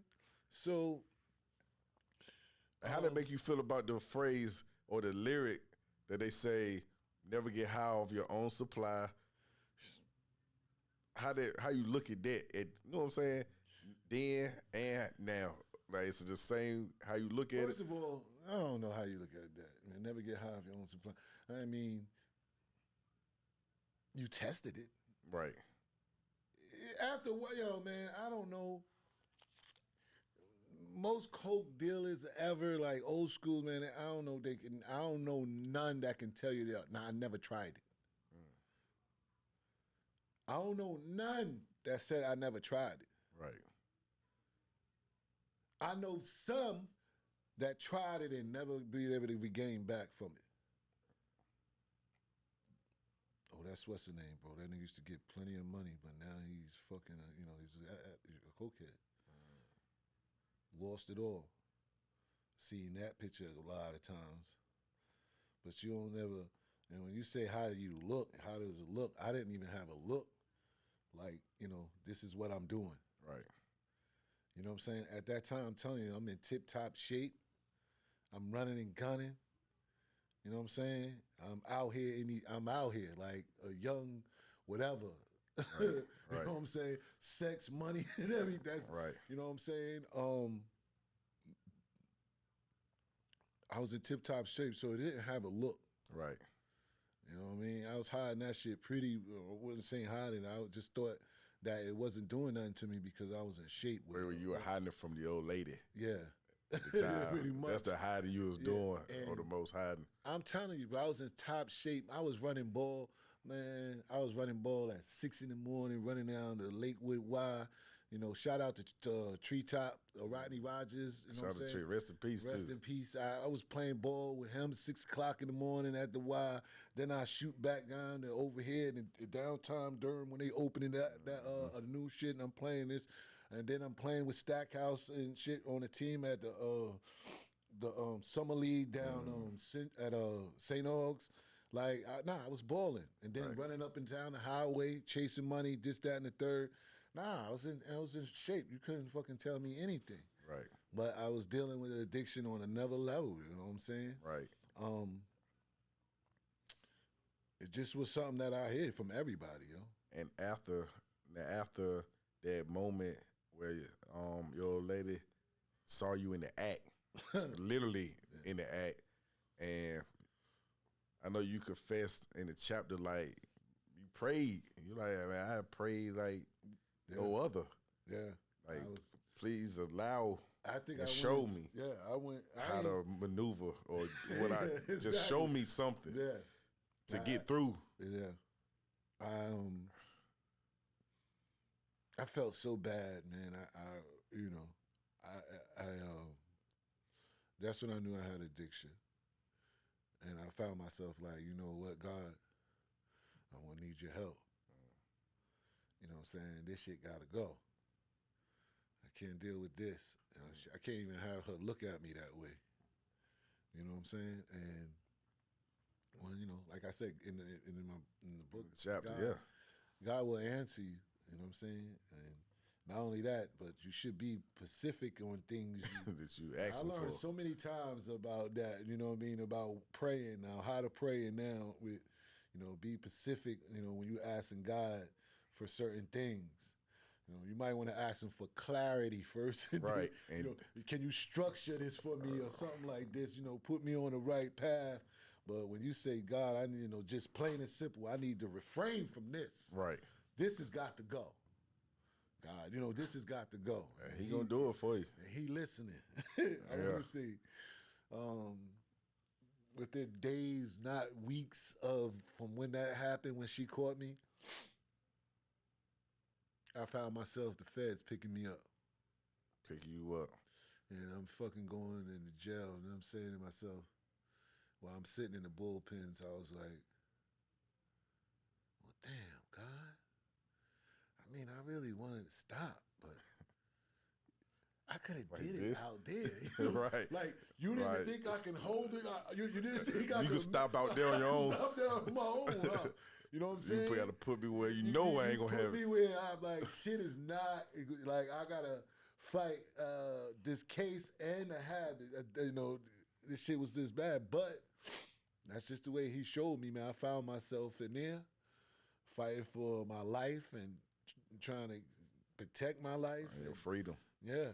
And then you fight an addiction. And I'm fighting addiction. And it worked out well, man. I mean, like I said, God showed up. I mean, I used all of that energy to fight my case. Right. You know what I'm saying? And definitely promised him that wouldn't be an option again, and I learned my lesson. Right. You know what I'm saying? And lo and behold, man, I said, you know, got back right. Right. So I try to give y'all, you know, tell them like, yo, it ain't all, you know, the stuff you go through. Right. It ain't all peaches and ice cream. I have some fucking ups and downs in this shit and some bad situations and shit. And yeah, and that was just one of them, man. And you got out of that. And you got out of it. And it's a story to tell. You know what I'm saying? And I leave you with, like, yo, if you want change, you know, you need to ask God and pray on some things. Right. If you know you doing something that's hurting yourself and harming your future and yourself. You know what I'm saying? Right. And like I said, that chapter, man, that was falling, man. Yeah. That chapter that we just talked about, got finished just bits and pieces of, that's one of the ones. So if I know falling, that chapter is like that, I can just imagine. Oh, yeah. The other chapters. Oh, yeah. You know what I'm saying? Yeah. I go into a lot of, you know, like I said, stuff that affected me the most, you know what I'm saying, that I didn't talk about. Yeah. Right. You know what I'm saying? I think that this is vital. This will put in a lot of missing links, you know, stuff in my story where you're like, wow. You know what I mean? What else? Oh, yeah. Yeah, there's some chapters in there. There's some chapters in there. You know what I'm saying? Yeah. Real quick, not to cut you off or hold your thought. So while we ending that part, because we don't want to go too far inside of that and the book as well, but when God answered your prayers, and so he had you sitting in the cell, fighting a Fed case and an addiction, right? Mm-hmm. So many people, the listeners and viewers, they know of your case. You know what I'm saying? But not really knowing your case. So, but you went with a court-appointed lawyer and went to trial. I just want to make that clear. You get what I'm saying? Yeah. Took it to trial. Co-defendant did, like you said in your live I've seen recently or whatnot, he did what he felt was best for him. Exactly. You took yours to trial. After you looked at your discoveries, you went through your paperwork. Yeah. You said, "No, we going to trial with this." Ain't no. They try to give you what though? What they try to give you? Plea. Well, I ain't get an offer. You ain't get an offer. I ain't get an offer. That's tough. They wanted that life. They wanted life out of me. I ain't get no offer. What my lawyer brought to me was he asked me, you know, if he can get me 20 years, would I be considering taking it?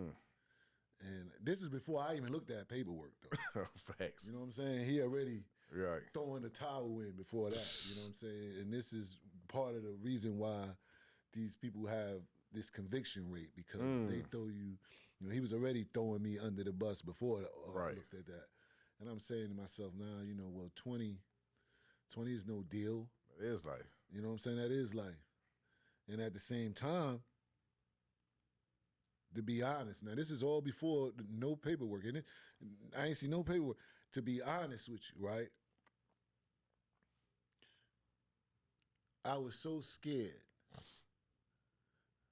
I was so scared. I was terrified of that situation. Just going through this federal situation, right? Just understanding that they 98.7 conviction rate, right? In my head, if that lawyer would have said, yo, if I can get you 10, would you consider it? Don't you know I would have jumped on that and ran? Just out of fear of them. Yeah. You know what I'm saying? And they would have been like, got one. Yeah. Statistic. You know what I'm saying? Got one. That's what I'll be telling you when you get got. Yeah. Just you know what I'm saying? Thank God I looked through my shit. You know what I'm saying? And started reading and looking at that shit and said, oh, nah, I ain't taking nothing. You know what I'm saying? Facts. I ain't taking nothing. All this paperwork and my name is not, yo, I'm appalled that they even brought me in there with what they had. Right. That's strong to say. Yeah. You understand? Oh, the 6 people that was telling, you know what I mean? The 6 people that got on the stand, the 5 out of 6 that I ain't do nothing to, that I got them rich. The 5 out of the 6 probably never saw this kind of money in their whole life, that I got them that much money. They was the ones that was on that's what they had. Right. You know what I'm saying? And the judge wasn't really trying to bank my life on just the testimony of those guys that's already in jail.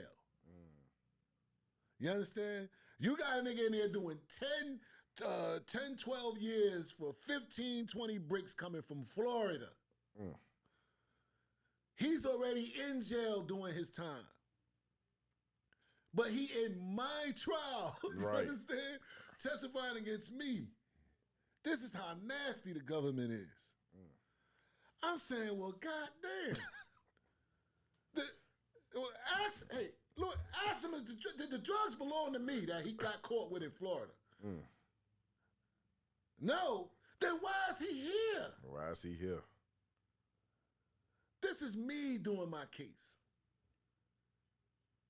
Ask him, why he here?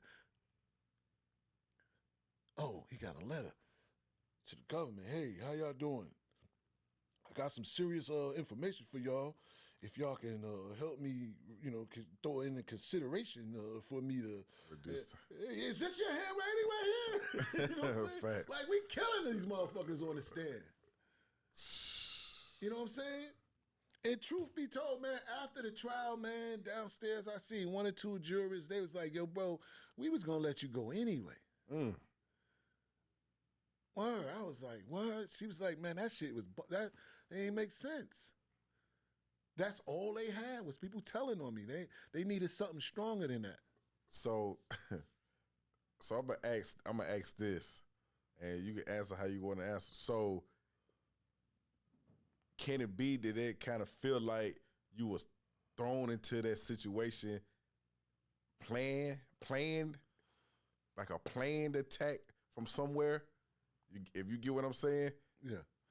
Versus it being a literal indictment right. and law abiding. Right. Do it feel like, or can it be that you was planted there?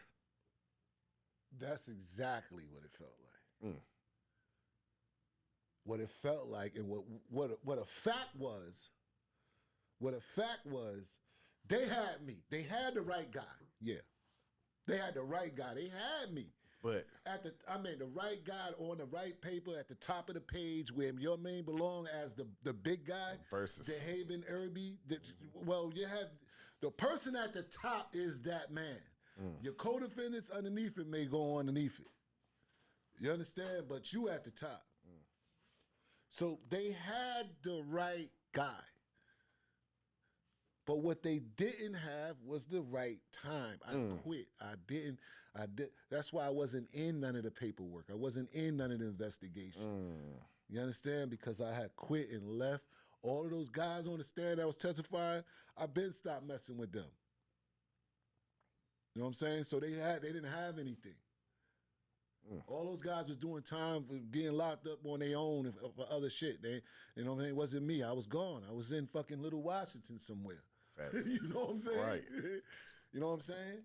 That's but pivotal. What puzzles me Go ahead. is when you read the indictment, it says I was under investigation from 89 to 96. That's crazy. Okay, 89 and 96. 7 out of those years, me and Jay like this. And your name don't come up. Nowhere. Your name don't come up. I came in town with everybody know that's my little brother, that's my little brother, that's my little brother. Introducing him to Cody. Right. Emery, this is my little brother. Everybody was waiting on Jay before he even got there. My little brother coming down. But so we known as brothers already. How strange could that be?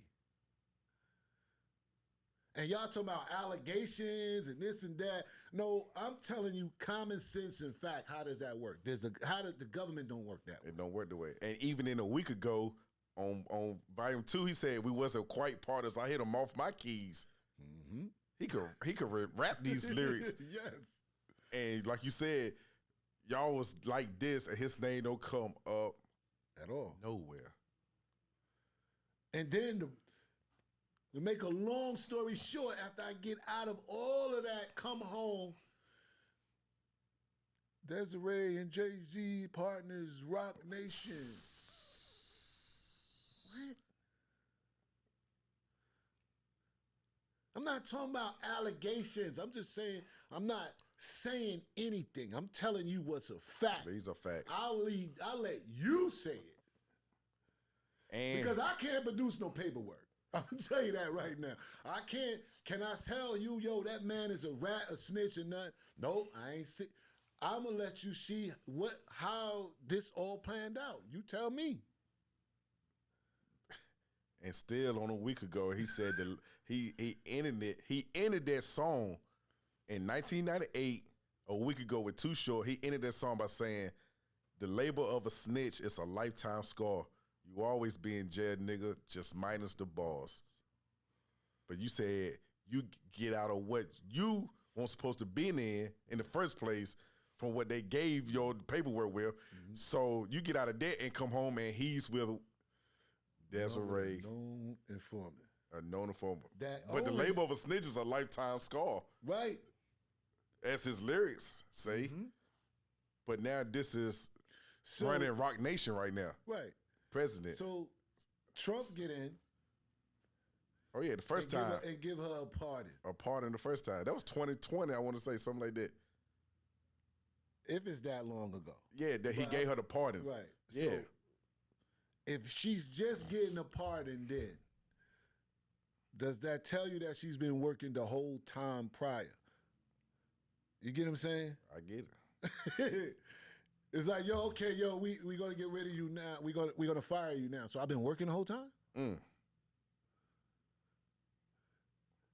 I'm not. Again, you're not saying you're not making no. You're not saying any allegations. You're just saying facts, man.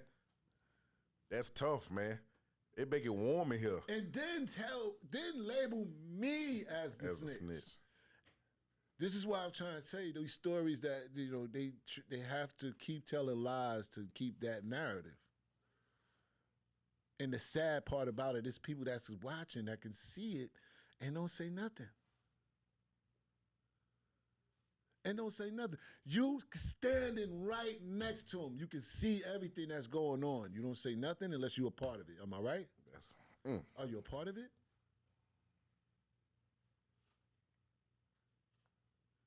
Man, this stuff is dangerous, man. It's dangerous. That's dangerous. You know what I'm saying? It's so, I pray a lot and try to stay focused to work and my family. You know what I'm saying? To keep all of that off my mind because it's just, none of it is a coincidence. Right. You know what I'm saying? But that shit is just mind-boggling. They leave you in your head all day of damn, look at this. Look, how does that, this and that. I've done that for years. And every year, it seemed like God showed me more and more. Every year, he shows me more and more of why. You know what I'm saying? Jayz really might have saved, the whole time, he might be saving me. Like, bro, you don't want to be in this. You don't want, listen, you see my asshole? He probably like, you see my asshole, nigga? My shit is ripped. And then he say God did. Yeah. So like you saying God, what God brought you through, right. But he got a God did. Yeah. And this man say, OG sold to those you call kingpins. If those are drug lords, then who are we then? OG, Juan, yeah, Perez. The partner. The husband of Desiree. Yeah. It's just, you cannot make this shit up. Right. You know what I'm saying? You cannot make this shit up, bro.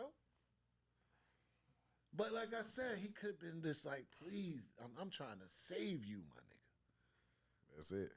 Just take these bars and these words and flip it like the hustling nigga as you are. Nigga, you taught me. Yep, as we said. Tell your story, nigga. I'm in it, so tell it. Nigga, get your bread. And then we here. Throughout all the years, we here. Hey, so I'm telling y'all guys that hate so much, now you have a better understanding. Jay is trying to help me. Literally. You know what I'm saying? Because if it ain't help with the harm, it's not harming. The hurt was done initially in your mind. Yeah. Right? The hurt is done. To kill a nigga. Whew, while he breathing. Woo! I mean, yeah. That's another Jay. Man, yo. Listen, man. To kill a nigga while he breathing, man. Now you doing something. Yo, son. Now you doing something. Yo, man, oh man. Yeah, bro. The lyrics don't stop. That's funny. The lyrics don't stop, man. I recite all of that shit. The lyrics don't stop. Yeah, it don't stop. I always hit people with the same shit. Like, yo, bro, Jay said it, right? He said, men lie, women lie, numbers don't. Numbers okay? don't. Kill a nigga while he's sleeping is nothing. Look at them UK numbers. They ain't lying. They not lying. They're not lying, man. Yeah, man. So, yeah, man. I enjoy, and the thing about it, I enjoy telling it because it's interesting. People like to sit and hear some interesting story. That's facts. You know, and especially when they have a good outcome. You know, it's sad. It's sad, very sad. Right. On how you can listen to how people will do you for success. Right. How they can turn into a complete other people. It's tough. It's like it's a contract that they sign. They say, do not look back. Right. And there's, and then in small letters it says, for nobody. You know what I'm saying? You know what I'm saying? As soon as they sign it, they be like, look, you see that, right? Nobody. And now they have to equip their whole family in the same sense to make sure they on the accord. That's what I'm trying to say. Like the whole like everybody's got to be on the same accord. And the hatred is so deep now. Now, not only just the family, now we don't affiliate with nobody that even can help them. I watched them niggas let my uncle die. My same uncle that helped them.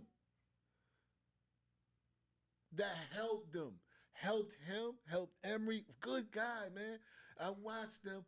They know that whatever they ain't have to do nothing for me. Uncle Buzz? My Uncle Buzz.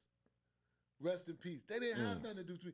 They could have just sent him off somewhere and say, yo, man, have peace. They left Panama over there. Panama's over there. You know, he good, but no contact. The original Rock Boys. The original people that the original Rock Boys.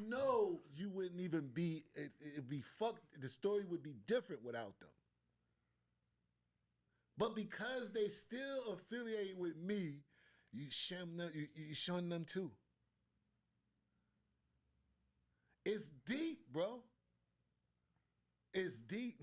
You know what I'm saying? It's your story. So it's you know what I'm saying? It's your story. And it's a story, and it's to let people know that it can happen. It can happen. It happened. And is that part of, is that soul selling? Is that soul selling? Is that soul selling? I gotta let y'all decide. Is that soul selling? That's soul selling. Like I told you, man, I real life get chills. Man, I got some stories for days, the chills. You know what I'm saying? That's why we talking about this book, man. That's why we talking about this book. They really getting a lot right now. Yeah. They really getting a lot. But I don't think to be honest, I'm gonna just say I'm biased though. I don't think you'll do this on no other platform like how you give it up for me, man. Oh nah, like the shit you saying there, like I feel, you know what I'm saying? You understand more. It's easy to talk to you. It ain't. Like I get like a exclusive. Yeah, because you understand the answers before the questions. Facts. It's almost like when I'm sitting down talking to you, I'm saying in my head like, what record that you noticed that I was in the picture? Right. No, serious. I'm asking you. Oh, what record? Like just a track? What record, when you started listening, you listened to Jay the whole lifetime, the whole career. At what point did you realize, like, hold on, this dude something is fishy here? And literally now, I'm going to tell you, it was no hook. When he said, fuck Dehaven for caving. That's why we don't speak. Made men ain't supposed to make statements, right? So I've heard Dehaven on December 4th. But I'm just looking at it as just some natural. It's rapping, and he's shouting out a good brother. Because when you say Dehaven introduced me to the gang space, so you're not saying it in no flat, like no bad way. Right. So I'm just like, that's good light. But when he said, fuck Dehaven for caving, that's like, hold on, man. I stood up like, hold on. Who is Dehaven and why he's saying fuck him? Because on the low, though, all jokes aside, I was an average Jay-Z fan. And I'm saying average, not saying average as far as like how much of Jay I knew. I'm talking about the mindset of listening to him. Right, yeah. Yeah, you was... At the time, yes, I was an average one. Right. But I wanted to know why he say, fuck Dehaven, man. So now I'm doing how Martin Scorsese do stuff in movies. He started the end and go backwards. So now I'm on my... You know what I'm saying? Now I'm on my hunt. Yeah. This can't be the first time situations or instances was brought up regarding this, man. Right. So let me go back. Do you know how many times before No Hook I rapped dead presidents? To say on the Uptown High Block my man got his side sprayed up, but not knowing until No Hook in 07 right. about Dehaven. Do you know how many times I rapped that before No Hook came out? Yeah. Do you know how many times I rapped a week ago How many times I rap on Gil introduced me to the game that changed my life up? Did I know who Gil is? You know what I'm saying? By the way, I'm Gil too. Gil, yeah. I'm Headache, Gil, and Dehaven. Yeah. So when you listen to the music, you know, he talking about the same person. Yeah, and definitely the Dehaven introduced to the game, and it ain't personal with R. Kelly. I listen to all this stuff. All this is before. It predates No Hook. It predates this. I know all of this. Yeah. I'm an average Jayz listener, man, at the time. Right. So you just wanted to know more after that. I wanted to know more.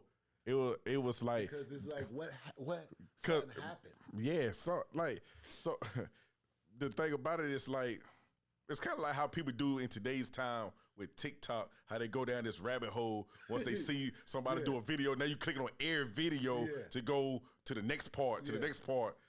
It was like that back then for me from that instant. Right. You get what I'm saying? So I just want to know more because I was so intrigued with lyrics that now so at the time I said this man he's witty and lyrical, but now I'm putting real life with it.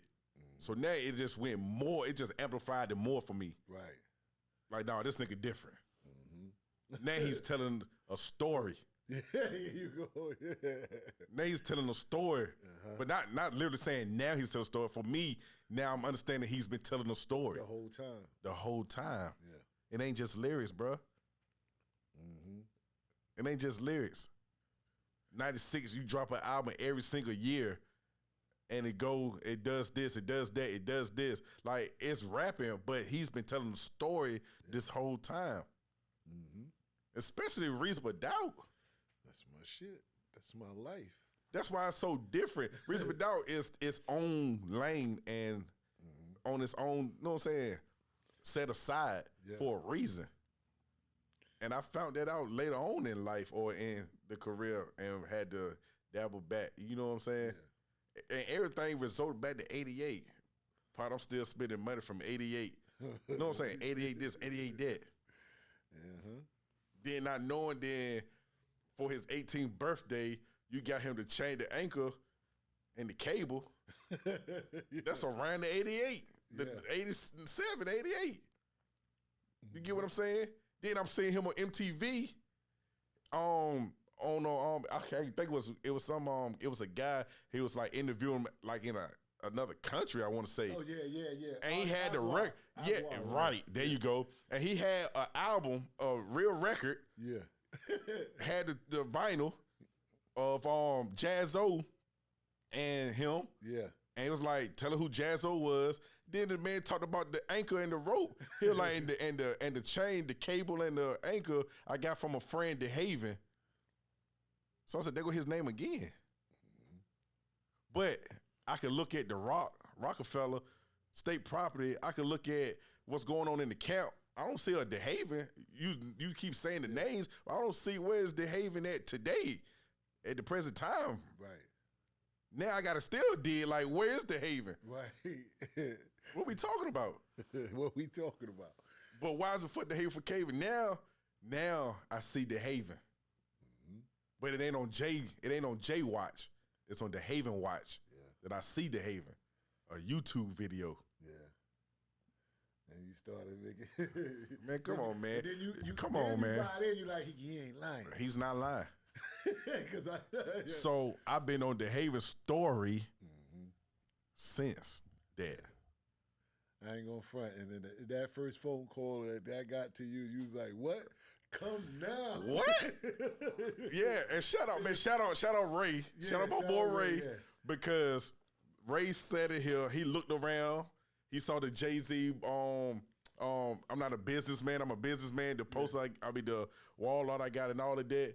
And he was like, he asked me a question. He said, who's somebody you want to get? Because I know a couple of people, you know what I'm saying, up top. He was talking about like the Beanie Siegel or like Jada, know a couple of people that could. And so I was like, nah, I was like, man, listen, like I said, I've been on your story. I was like, man, I wish I could get somebody like Dehaven. Like, forget Jada, Beanie, because they good guys for podcast talk. Yeah. you know what I'm saying? They had their story in their lane, so what they went through. But I said, I want somebody that's a underdog. I said, man, I want Dehaven, like, you know Dehaven. He was like, you talking about that was with Jay, Dehaven? I'm like, yeah. He said, man, that man whipped out his phone. He said, man. Yeah. And I'm thinking, man, I know he ain't ready to do what I think he ready to do. I think he ready to show me a picture. Like, yeah, I done took a picture with him. I think he ready to show me a picture. Yeah. This nigga started dialing. Yeah, yo, son, he hit me. He said, yo, my man right here wanna fuck with you. That nigga said, when? Now? Today? Tomorrow? Man, listen. That shit was, yo. But it was surreal for me. I ain't gonna even stunt. It was surreal for me because, and I say surreal for me, it's because of how I attacked studying. Like, literally, I'm calling it studying, man. Yeah. Like, because I wanted to know. I went down the rabbit hole. Yeah. In today's term. And then to actually be able to talk to somebody who's the counterpart of the very existence. Right.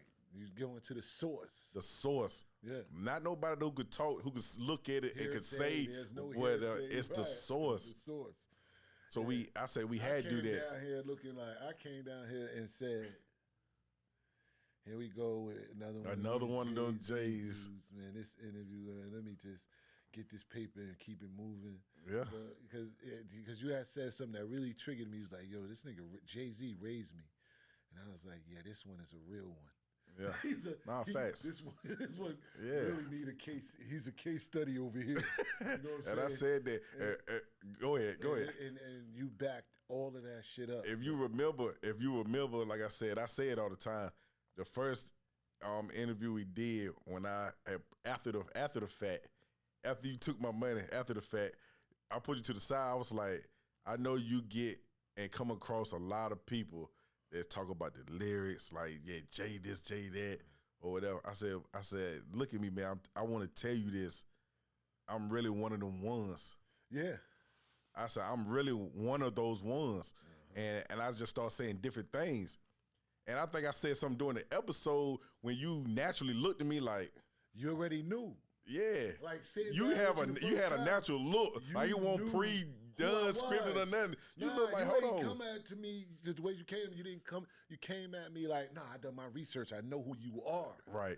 Other than I need to ask him. Right. Go through this and go through that. You knew who I was. Right. When I sat here. You was already like. And that was breaking the. When he said this. There you go. That's when I noticed you. Then I knew something was wrong. When I knew something was wrong, I went to here. Yeah. And then all of a sudden here, I was. And I relayed the lyrics to certain real life. And you was like, what? Yeah, that was dope. Yo, man, I'm gonna always be able to. I'm gonna always sit down with this guy here. Yeah, facts. And we're gonna do a lot more shit, man. I'm glad to be sitting here. Facts. No, I appreciate that, man. Shit, I mean, it does stuff for me as well as it is. You know what I'm saying? For you getting your story out as well. You get what I'm saying? Mm-hmm. So, but to move along a little bit further, man, before we go, like, what's the mentality now? As far as outside of your story, right? Mm-hmm. But like helping others, like I know what I'm saying. I know we talked about it. You do little stuff. Well, not little stuff to say that, but you do stuff that you know what I'm saying. You get people involved, giving back, and you know what I'm saying. Like, what's the space at? And what we doing? Like I said, telling my story, I use my story for so many different platforms, so many different scenarios. I teach OSHA, right? Right. Construction, safety in construction, right? And I always implement hustle. Whatever I can implement hustling into a situation and say, yo, I'm telling the dude, does that look safe? Right. You know what I'm saying? Look at that. That dope house right there. You'll go in there. Other than, look at that ladder. Does that look safe? You know what I'm saying? Be aware. And there's your surroundings and this and that and the third. So I think it's, a big deal for me to show these guys, like, yo, you know where I came from. I'm showing you where I'm coming from. Because most of them I've been teaching in Rikers Island. So I tell them, like, yo, look, you know who I am. You see where I'm at. So this plan that I'm getting ready to give to y'all, it works. Right. You know what I'm saying? It works. I'm not giving you a plan it send you off to, no, this plan works, and I'm showing you because you know and I know that I was sitting over there, and now I'm over here teaching. You know what I'm saying? So it works. But what you don't see is the work that I had to do to get here. You know what I'm saying? And this is why I'm here to tell you, yo, stay focused, keep focused, this, that, and the third, because times is going to get hard. Keep praying, do that, you know, just to keep them on course. You know what I'm saying? You know, and have a skill set. That's the whole point of having this class. How important this skill set is. Man, I didn't pick up a hammer until I was in my 40s. If I'd have known that this hammer could bring me so much money, right? You understand? If I'd have known that, man, I would have went and investigated everything a hammer does and what it can do. Facts. You get what I'm saying? Like the situation I had with Hassan, and he was talking about, look at you, you got run down this and this beat up, and you live in here, you don't wear some shit he said like on a materialistic thing. Facts. You know what I'm saying? And I'm saying to him, like, man, I just came from Home Depot, right? I just bought me a stiletto hammer. You know, if you Google stiletto hammer, $350 I paid for a hammer. Right. Which some people will look at it and be like, what? But this hammer is gonna make me at least $150 a year. Facts. You know what I'm saying? That's on the light side, not right. counting, you know what I mean, outside work and all of this, but you know what I mean, just showing them that a trade, a skill set, right? Electrician, a plumber, these dudes get real money. They get good money, you know what I'm saying? And guess what? If they work for a company and the company fire him, he still could get money on the side. They cannot take this knowledge from you. That's a fact. Me being a carpenter is nothing you're going to be able to tell me I can't make no money now. You can't. It's a kitchen, it's a bathroom, it's a floor, it's a wall, it's a ceiling. Somebody needs something fixed somewhere. That's a fact. All these rundown houses, they need to be renovated. It's money out there. You know what I'm saying? So that's what I teach in my class, and try to tell them the importance of, working and having a skill set and leadership. Right. Now, I just got back from Vegas for a leadership conference, and yeah, I have all the qualities of being a leader. You know what I'm saying? Because I don't want to be the one that just give you this information and you fish off on your own. I want you to be able to know, what you want. Okay, I'm going to lead you here, man. You know what I'm saying? Right. I'm going to lead you to this information that you need to get what you want done, but you have to work. This is what a lot of people don't understand. Like, I work, this skill set, this carpentry, this paid for me to be where I'm at. This paid for Marcy Maid. Right. You know what I'm saying? This is the blood, sweat, and tears that you go in, that you put into your project. And the main thing about it is never giving up, my guy. That's a fact. I'm 25 years strong with this story, and it's got me, man, oh man. The doors opened up, the opportunities it gave me. You know what I'm saying? And that's it. I enjoy doing that. My public speaking game, I'm working more on that. You know what I'm saying? I love speaking in public, talking to people, encouraging people, motivating people, man. This influence game is serious. Right. Because there's so many people down, and so many people don't have the right people around them, but they have ideas. It's just light the fuse for somebody. It's all you got to do, man. That's what motivation is about. Just light they fuse. Yo, what's up, bro? What we doing today? How we doing? How we getting to the next move? What's the next level? Woo, woo, woo. People want to hear that. Especially if I'm saying, tell you, it's money out here. Facts. You know what I'm saying? It's money out here. You know what I'm saying?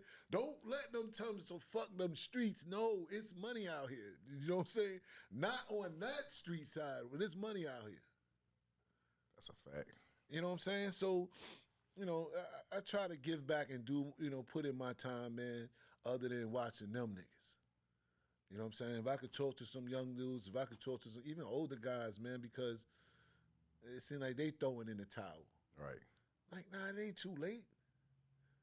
You a funny motherfucker, bro. You should do some TikTok. And they looking at it like, man, I'm 60. You want me to show you a few 60-year-olds that I'm laughing my ass off at right now? Facts. You know what I'm saying? This is free game. This is free. Yo, America. This is America.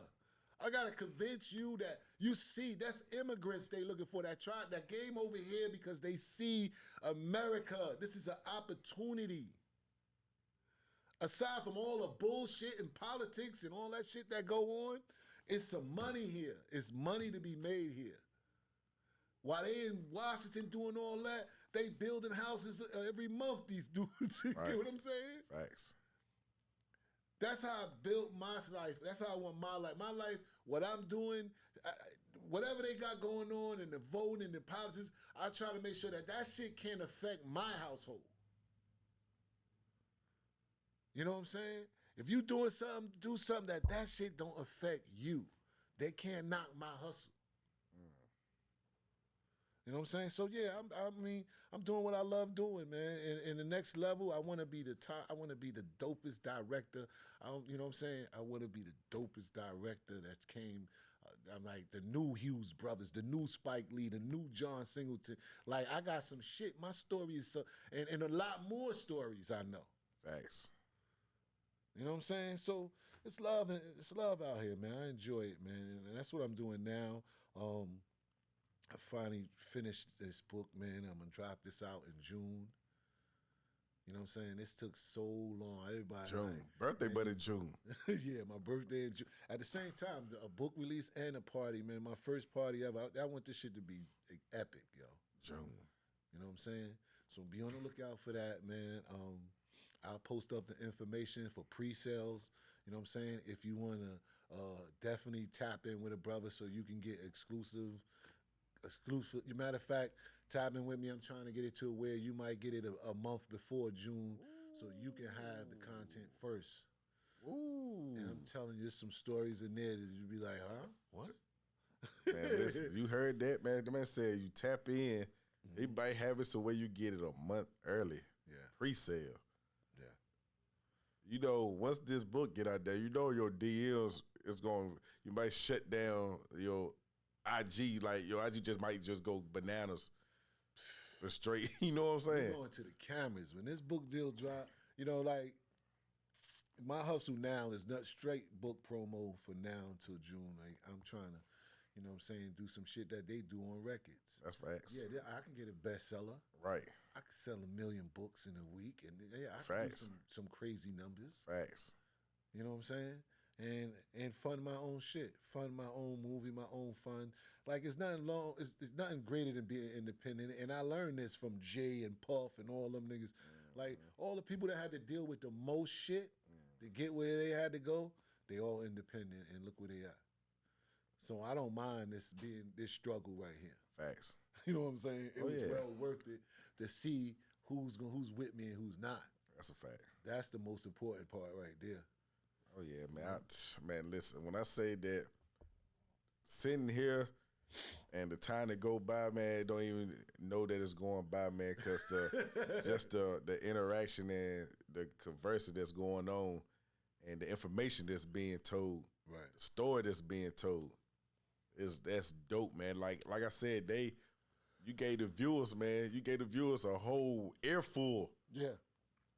Gave them a whole earful today. I hope y'all understand now when we say it's a story being told, you know what I'm saying? A story being, that's the key. That's how we go always keep it, man. Right. A story being told. Mm-hmm. It's your story. Oh, man. So it's your story. I can't wait for the release of the book. Mm-hmm. You know I'll be here for that. I'm already knowing. You already know. I'm already knowing. Glimpse at other chapters. I can see me there. I have reading glasses on, got the book right here, and I'm saying, what we talk? What? I said, you said this? Yeah. But yeah, shit in there. Facts. But again, man, Inspired Power. Yeah. First time on this platform. Dope. We gonna do numbers with you. And we're gonna do it again. Yes. We're gonna do it again. I appreciate you as always. All right. And as always. Shout out to all my North Carolina. Man, I'm talking Little Washington, Turboro, Rocky Mount, Pine Tops, You know what I'm saying? Oh no, facts. Yeah, I You even saying so? stretched it to high ski, yo. You know what I'm saying? Raleigh, Durham, my peoples, this, that. Like I said, Charlotte, North Carolina has definitely been a home for me. Facts. You know what I'm saying? And I'm always here. That's a fact. We appreciate you, man. All right. Until next time. Until next time. Inspire power. Inspire power, bro, and that's what it is. Let's get it.